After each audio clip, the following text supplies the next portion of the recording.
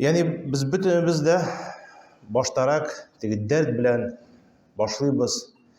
Нәфил намазлар укып, сөннәт намазларыбызны укып, инде күбрәк гыйбадат кылып, һәм тора-бара вакыт кеше бер төрле теге гамсыз йөри башлый. Яни нәфил гыйбадатларга, сөннәт гыйбадатларга бер төрле салкын караш уяна. Һәм бу гамсызлык каян дип сорау биргәндә, яни бу асылда бик начар бер хис. Яни кеше онтылып йөри, ахиратны онытып. Ибн Кайим моның турында әйтте, кешенең калбы шундый. Аллаһ та шундый дип яраткан кешенең калбын. Һәм шул калбитә гамсызлык, русча әйткәндә беспечность, яни онтылып теге дөнья ахиратны онытып килә торган хис, ахырда шул гамсызлык китерә калбның катылыгына. Яни йөрәк каты була. Һәм бу кеше йөрәк әһле зикр итсә, Аллаһтан зикр итсә, ул йомшарып китә диде. Хәтта менә шул кургаш утта эрегән кебек. Яни шундый гамсызлык килә икән, калбыбыз катылана икән, инде Аллаһтан зикр итәргә кирәк. Һәм галимнәр әйтә, шул гамсызлык күп вакытта алданудан килә. Үз-үзеңне алдап йөрисең. Яни үзеңнең теге бер төрле дәрәҗәгә ирештем дип алданасың. Шул алдану сәбәпле гамсызлык килә диделәр. Яни алдану нинди мәгънә? Инде мин бер дәрәҗәгә ирештем дә, һәм теге әзенә ял итәргә ярый дип. Һәм шул адашуның да сәбәпләре бар. Һәм шуның иң беренчесе, кеше үзенең гөнаһларын теге әз дип саный. Яни ишеткәнегез бардыр, теге кешегә әйтә, нигә өчен мәчеткә син йөрмисең, намаз укымыйсың дигәч, гөнаһлы кешеләр йөрсеннәр. Мин гөнаһ кылмыйм дип. Кеше әйберсен, урламыйм, аракы эчмим, тартмыйм дип. Яни теге әйтеп йөрмәсәк тә, барыбер үзебезнең калбыбызда андый бер төрле хис бар. Яни әлхәмдүлилләһ, зур гөнаһлардан без нитәбез, ерагая тырышабыз, намазларыбызны укыйбыз. Инде ниндидер бәләкәй гөнаһлар барды дип, инде теге күп түгел дип үз-үзебезне алдыйбыз. Хәтта теге әйтмәсәк тә, эштә барыбер андый хис, фикер йөри. Һәм бу хата. Һәм галимнәр әйтәләр иде, яни сез карамагыз гөнаһның бәләкәйлегенә, карагыз кемгә каратасыз бу гөнаһны кыласыз дип. Яни инде бәләкәй гөнаһ ясап та, Аллаһ Субханаһу ва Тааляның газабына ирешә алабыз. Һәм һичшиксез без мондан куркырга тиешбез. Һәм галимнәр әйтәләр, син утта басып торганда, хәтта бу бәләкәй генә таяк янса да ярый дип, бербез дә аяк астына шуны ыргытмыйбыз. Яни бәләкәй гөнаһ эшләсәк дә барыбер ул гөнаһ. Яни шуның өчен теге үзебезнең урыныбызны, үзебезнең теге Аллаһ Субханаһу ва Тааля янында нинди урында икәнлеген без онытмаска тиешбез. Икенче сәбәп, ул да булса, без онытабыз нәрсәне? Без Аллаһ Тааля карата кылган гыйбадатларыбызның сәбәпче без түгел. Бу Аллаһ Тааляның рәхмәте генә. Яни без бүгенге көндә мәчеткә килеп җомгада утыруыбыз, теге безнең эшебез түгел. Без шул тырыштык та шул дәрәҗәгә ирештек дип үзебезне алдамый. Бу Аллаһ Субханаһу ва Тааля безгә карата нигъмәте генә. Аллаһ та безгә мөмкинчелек бирде, хидаятын бирде, һәм без бу мәчеткә килдек, намаз укыйбыз. Аллаһның рәхмәте белән генә. Теге без тырышып ирешкән нәрсә түгел. Аллаһ Субханаһу ва Тааля тели икән, ул нигъмәтне алырга мөмкин. Кадерен белмибез икән, сон нитмибез икән, теге шөкранә кылмыйбыз икән, Аллаһ Субханаһу ва Тааля моны алырга мөмкин. Һичшиксез. Шуның өчен инде без аңларга тиешбез. Инде мин теге садака бирдем, мин мәчетләр төзедем, мин шәкертләр ашаттым, мин ниндидер зур гамәлләр кылып, инде мин ниндидер бер дәрәҗәгә ирештем дип үз-үзебезне алдамый. Аллаһ Субханаһу ва Тааля безгә бирде бу мөмкинчелекне, без моны эшләдек. Аллаһ Тааля рәхмәте белән генә. Аллаһ Тааля безгә мөмкинчелек бирде бу гыйбадатларны кыларга. Аллаһ Тааля мохтаҗ түгел безнең бу намазларыбызда, биргән садакаларыбызда, biz үзебез мохтаҗ. Һәм бу Аллаһ Тааля нигъмәт икәнлеген без онытмаска тиешбез. Инде онытабыз икән, шул үз-үзенә алдауына бу әйбер китерелә. Өченче әйбер, ул без кешенең мактавына карап, Burunumuzni işiye başlayız. Yani o bu kişiye, bu takva kişi, bu namaz okuyturan kişi, bu bit aldamı ne deyip kişiler bizni maqtay da biz şu maqtagan sözüne kulak salıp indi o'zimiz turunda nedir bir fikir biz şundan da eybet kişi deyip o'ylay başlayız. Ham bu da hata. Çünkü kişiler bizning günahlarımızı bilmiyor. Hatta zor alimler de aytadilar idi. Yani kişinin günahı sosu is getirse bir-birimiz yanına kela olmaz idi sosu is sebeple. Biz kişi bilen g'ajablanamiz, maqtaymiz, faqat alimler aytgancha bir Allah subhanahu va taolo yapması bilen kişinin günahlarını qopladi. Hamma biz şu yapmaga qarabgina saqlanamiz. Ham Halid ibn Safvan aytdi. Şunliqda kişiler kim aldandı, şol Allah Teala'nın yapması bilen, o'sha aytganda покрывало bilen, sizning günahını, şol kişinin günahlarını qoplagan yapması bilen aldangan kişilerdi. Yani bu kişiler bizning günahlarımızı bilmiyor. O'zimizdan qolganda qilgan günahlarimiz, qachondir qilgan günahlarimizni bilmay, tishda bo'lgan amallarni qarab bizni maqtay boshlaydilar. Ham bular turida Halid ibn Safvan aytadi, shuni bilan aldangan kishilar deydi. Kişiler sizni maqtagan so'zlarga aldangan kishilar deydi. Kishilarning sizning turida gunohlarini bilmovlari sizni itmasin, aldamasın deydi. Siz o'zingizning gunohlaringizni o'zingiz bilasiz, ham Alloh taolo yonida nima daraja ekanligini onlarga bilirga tegishsiz deydi. Shundan da o'ylab ko'rsak shulay bitmi? Ya'ni kishi bizning namoz o'qiganini ko'ra, biz muomalada, oilada biz nechik o'zimiz qolganda biz nechik ekanligini biz bilmaymiz. Shuning uchun o'zimizning gunohlarimiz to'g'risida unutmaylik. O'zimizning o'rnimizni unutmaylik. Degi kishi bizni maqtadi, men shundan da aybat kishi deb burnimizni shiya ko'rmaylik. Shuning uchun faqat kishilar ko'ralar, yog'ona qo'badlab aytam, shu olimlar aytgan so'zlari Alloh subhanahu va taolo sizning gunohlarimizga qoplangan parda bilangina saqlanadilar. Shuning uchun kishi uchun so'rov bo'lirga tegish, kishilar orasida nindi daraja olam tugul, Alloh subhanahu va taolo yonida nindi daraja ekanini. Kishilar tishqa yaqinligini ko'ralar, lekin Alloh subhanahu va taolo mening bilan rozi ekan, bizning uchun eng ahamiyatli bir shu bo'lirga tegish. Endi kishi meni maqtadi, men shundan da aybat deb, bir turli yol aytirayin, men hali darajaga erishdim deb, ruscha aytganda расслабляться, to'xtarga netirga durust tugul. Dördüncü sebep deydi, olimlar aytdilar, o'zidan qarata tag'in da zaifroq kishilarga e'tibor etdi. Aytik, men sunnatlarni o'qiyim, endi tahajjudlarni o'qiyim. Kimdir sunnatlarni da o'qimay deb, endi men bir turli neyrak, darajaliroq. Endi men sunnatlarni o'qimayim, lekin kimdir farz namozlarini o'qimay bit ala deb netamiz. O'zimizga bir ne topamiz, sabab topamiz. Yoki men kunga bir bo'lsa namoz o'qiyim bit deb, kimdir butunlay namoz o'qimay deb, endi urishayotganda оправдание o'zimizga topamiz. Ya'ni bu da xato. Shuning uchun olimlar aytdilar, qoida bo'yicha, sen o'zingning o'rningni bilasan kelsa, Alloh subhanahu va taolo yonida o'zingdan zaifroq, o'zingdan nochar holda bo'lgan kishilarga e'tibor et deydi.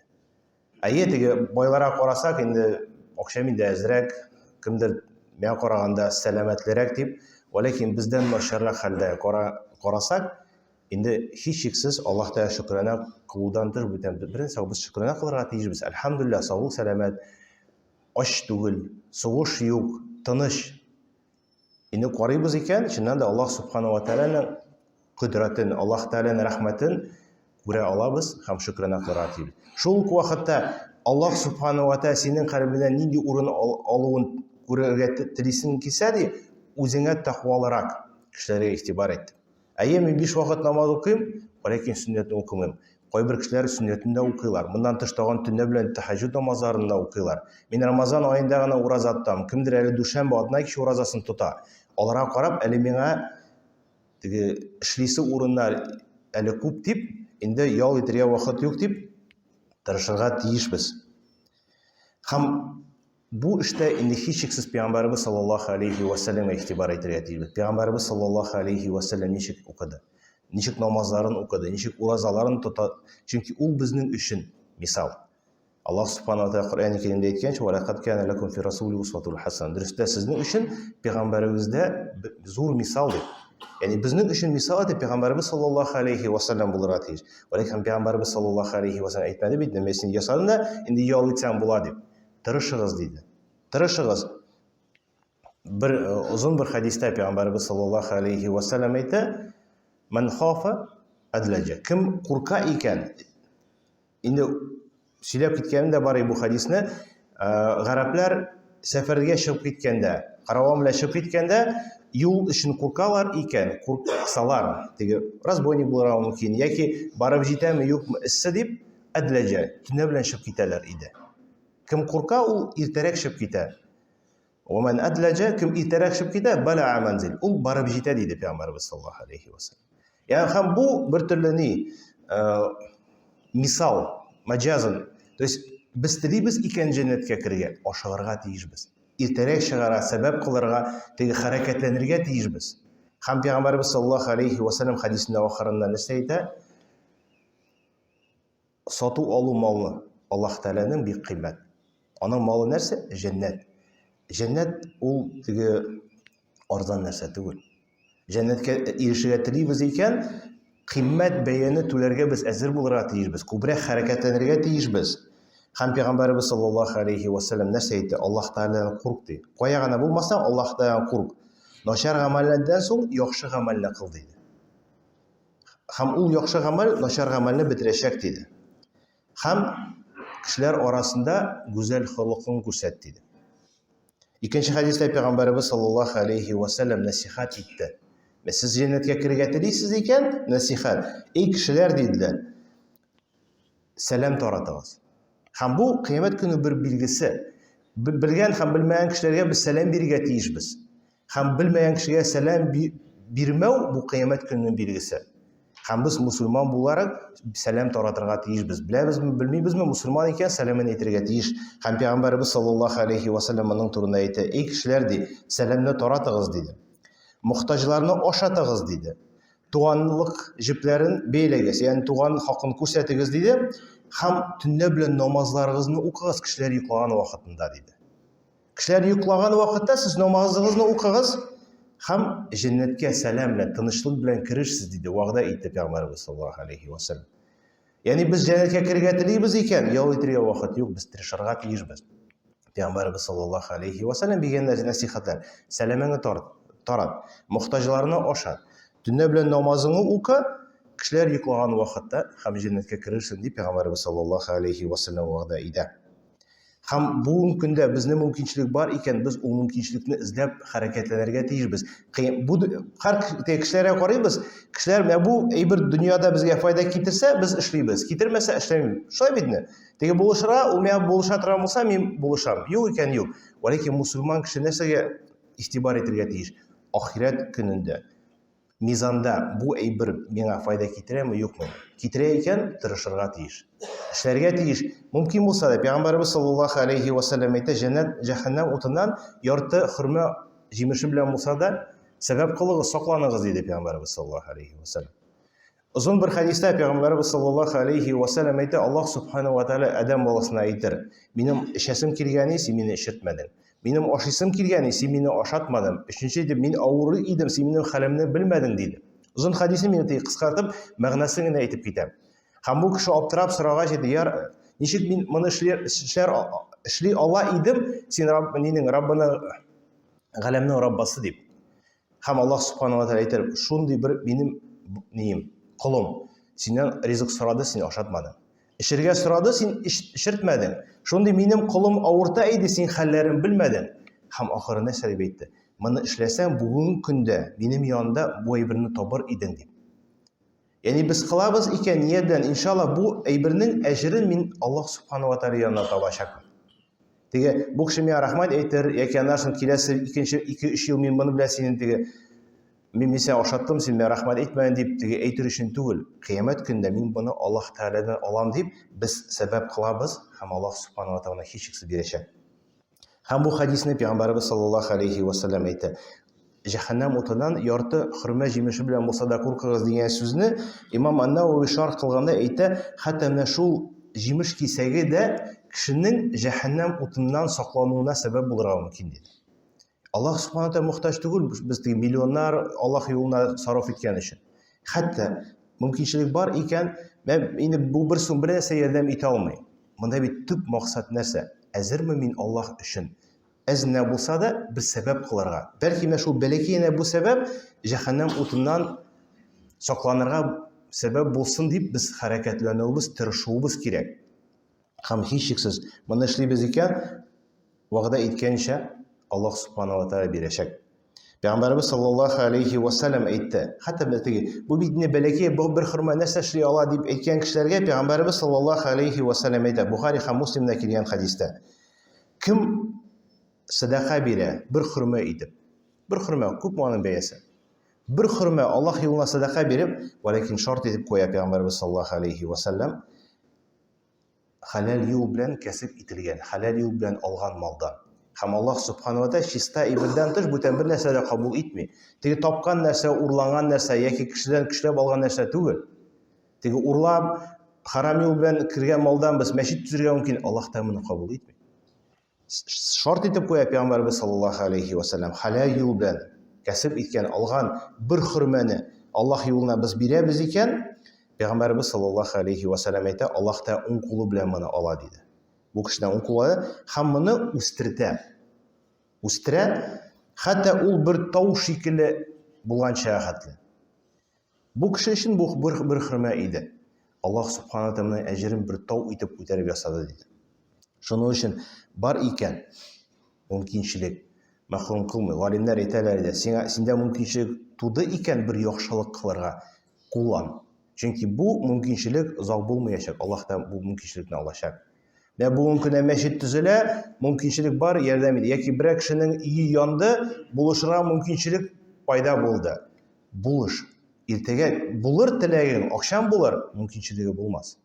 Һәм менә шул мөмкинчелек тә бу Аллаһ Тааляның бер нигъмәте. Без шуны кабул итеп, нигъмәт дип кабул итеп, бер сум булса да итәбез икән, акчасын бирәбез икән, әзенә бер чыгып мәчеттә кары җыештыру булсынмы? Бер кардәшебезгә теге нәрсә ишеген ачып тотып торабыз. Инде бәләкәй бер мөмкинчелек бар икән, тырышырга тиешбез. Теге мизанда тагын бер бәләкәй бер гамәл өстәлсен дип. Иншалла, аны ният белән эшлибез икән, Пәйгамбәрбез саллаллаһу алейхи ва саллям Аллаһ Тааля сүзләр әйткәнчә, ул вакытта моны эшләсәң, бүген көндә минем янымда моны күрер идең дип. Шулардан булырга Аллаһ Субханаһу ва Тааля насыйп кылса иде.